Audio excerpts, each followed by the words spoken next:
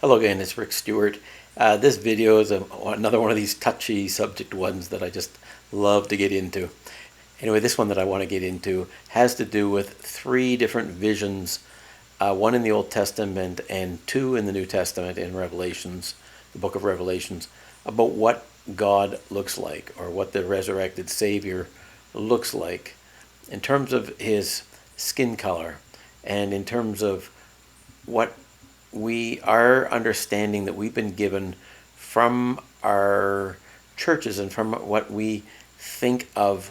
I mean, it's just so common if someone's put up a picture, or I can put up a picture here of what the Savior is or what he looks like, we just go, boom, oh, that's Jesus, or boom, that's Yahusha, or boom, you know. Of course, many people that are waking up right now, especially among the black Hebrew Israelites, they use the word Yahusha, and I know the Christian churches still use Jesus. So either way, but if you put up a picture, boom, anywhere, probably anywhere in the world, you can put up a picture, and boom, that's exactly who they'll say it is. But if I were to put up a picture of a black Jesus, or an Asian-looking Jesus, or a Chinese-looking Jesus, or some other, or Yahusha, if I ever put up that, people would go, what are you doing? That's crazy. That's blasphemy. And yet we have no pictures. There are no pictures of what Yahusha or Jesus looked like. There are no pictures that we don't have any. There's no record in the New Testament of what he actually looked like in terms of when he was walking around on the earth. We read about him and everything, but they don't describe his physical nature in any detail anywhere. We do have in Revelation the risen Lord, and that I don't want to get into that here. But I think it's important to understand, not because we're trying to make one color against another color, because in this world we have mixed so much. And if you took a person like me, who's fairly white looking, but I can also have some ancestry from Spain and some ancestry from North Africa, or I can have ancestry from Ireland and people in Ireland that were Irish, that were black. I mean, there's people that all over the world, there's been people moving here and there for thousands of years. But when we look at people, it's in our nature to say, you're from that group, or you're from that group, or you're from this group.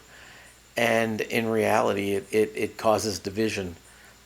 But if we think that every group of people in the earth has to see the Savior as this whitewashed Jesus look that we're so accustomed to, what about for the Mexicans, or what about for the Ecuadorians, or what about for the people in Argentina, or the people in South Africa, or the people in Ethiopia, or the people in the Middle East, or the people in Australia, or Malaysia, or in China, or Japan? Everywhere all in the world, there's different looks all over the different world.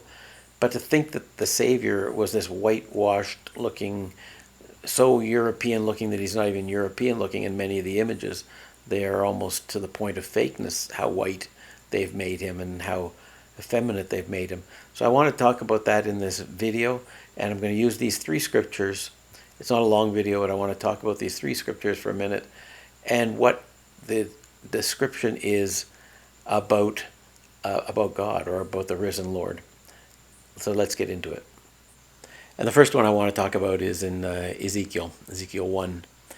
And it says in verse 26, and above the firmament, and we won't get into what the firmament is, that's another video, but above the firmament that was over their heads was the likeness of a throne, as the appearance of a sapphire stone, and upon the likeness of the throne was the likeness as the appearance of a man above upon it.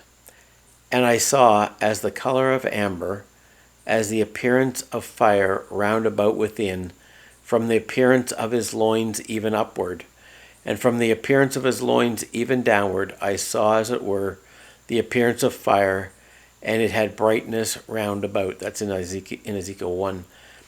So I'm going to show you a few pictures here of what amber, it comes in various hues, of course, but the majority of amber comes from a certain coloration that is amber. So that again is taken from Ezekiel 1. In the New Testament, there are two accounts of what God looks like, or what the resurrected Savior looks like. And the first one I'm going to read is in Revelation 1. And in the midst of the seven candlesticks, one like unto the Son of Man, clothed with garment down to the foot, and girt about the paps with a golden girdle. And his head and his hairs were white like wool, as white as snow, and his eyes were as a flame of fire. And his feet were like unto fine brass, as if they were burned in a furnace, and his voice as the sound of many waters. And that's in Revelation 1. So what is the color of fine brass burned in the furnace? And here are a few images of that I found on you can go search on the internet and see what fine brass burned in a furnace looks like. And this is in Revelation 4. And after this I looked, and behold, a door was opened in heaven, and the first voice which I heard was, as it were, of a trumpet talking with me, which said, Come up hither, and I will show thee things which must be hereafter. And immediately I was in the Spirit, and behold, a throne was set in heaven, and one sat on the throne. And he that sat was to look upon like a jasper and a sardine stone. And there was a rainbow round about the throne, in sight like unto an emerald. And that's in Revelation 4. Now, again, I'm going to put some pictures here of what a jasper stone or jasper looks like. Again, there are some different shades of it, but the majority of jasper has a certain look about it.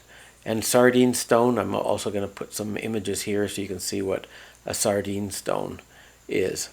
So you can see from these three accounts that God was not white like we see in the pictures of Jesus Christ. He definitely wasn't white in the way that we consider it.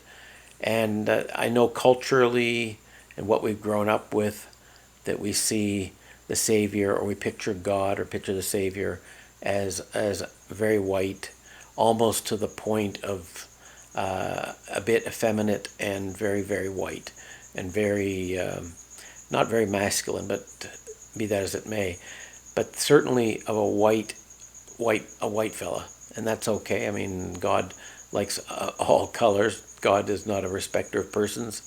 Black, white, blue, green, doesn't really matter. But when we go to say, who were the Savior's people, and who was the Savior, and what did they look like, and what did he look like, it helps to understand what the Bible actually says about it. And these three statements are and this isn't even talking about the Savior when he was on the earth, or Peter, James, and John, or any of them, or the tribes of the Hebrews, or that kind of thing. We're talking about these were three visions that were of God on his throne, or up not here on the earth. But what are the words that are like burnt in the furnace brass? We have sardine stone, we have jasper, and we have amber. And all four of those things have a certain coloration that is very common to them. So there's great speculation as to where, but there's been pictures of white Jesus, or whitish Jesus, more Greek-looking Jesus, going back 500 after the Savior, and then there's pictures from the 1400s. What we use now comes from likely, at least that's the speculation, is that it comes from Caesar Borgia, the illegitimate son of the Pope in the 1400s. They wanted to get rid of the look of the Hebrew-looking or black-looking or Hebrew-looking Jesus, and come up with more of what they considered to be acceptable with a white Jesus and a white European-looking Jesus. But it's interesting that just recently came out and a big stir in the news about the Russians releasing their icons and that show a black Jesus and black Madonna and black all that kind of thing.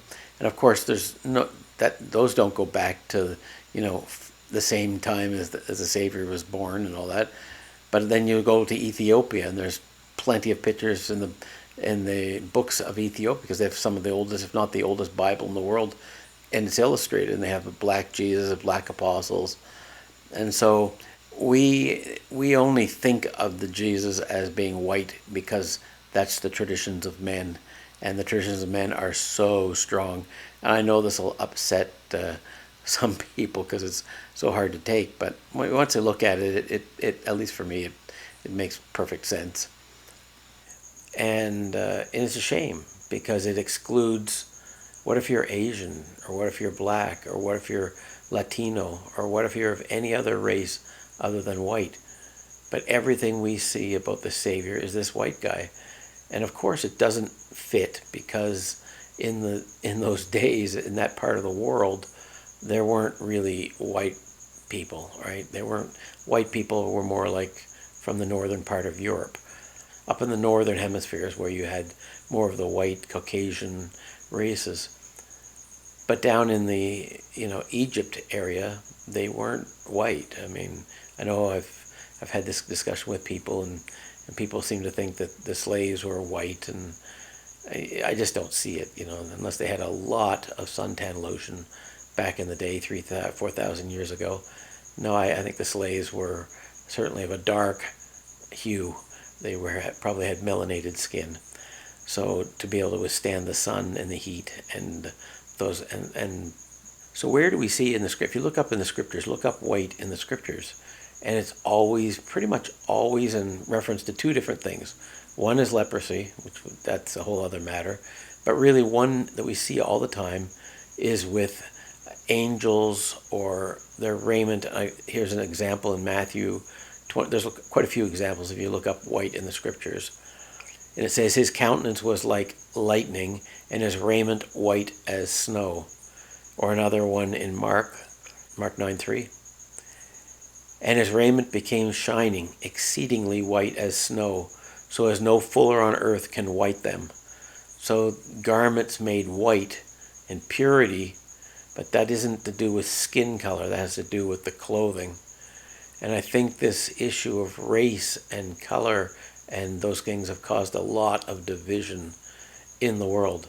But if we look at these three examples that I've given, and if you can find one in the scriptures, please put it in the comments of where the Savior or the any of the visions of heaven have God as being white or the Savior being white. I couldn't find it. So anyway, of course, in this world, with all the thousands of years that have gone by, there are many races that have mixed with other races, and especially in our day, that there's a lot of that going on.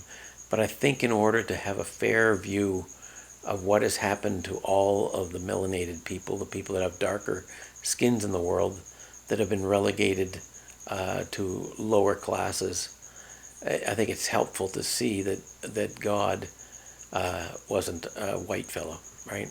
Like we have pictured in our pictures, because that's the world that we come from. We come from a European-based religions. They have basically, you can say, whitewashed the Savior and whitewashed the apostles and whitewashed the Hebrews. But I think it's important to see who is who in reality as best as we can, so that we can love one another, and so we can feel that those things don't matter to God. They just don't matter. And he judges us by our heart, not by the color of our skin. Anyway, thanks for listening.